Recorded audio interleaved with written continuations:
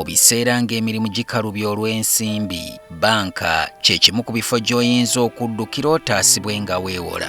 Mu mwaka gwa 2013 najja ne nfuna looni mu Centenary Bank.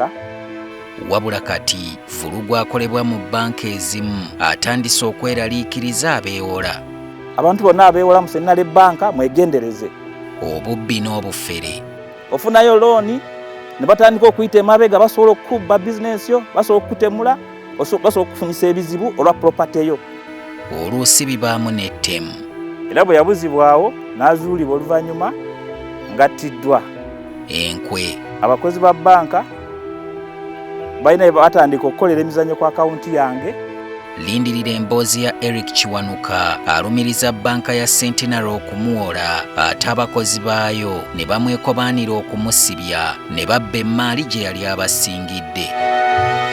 Byonna ku YouTube ku mukutu Solomon Kaweesa.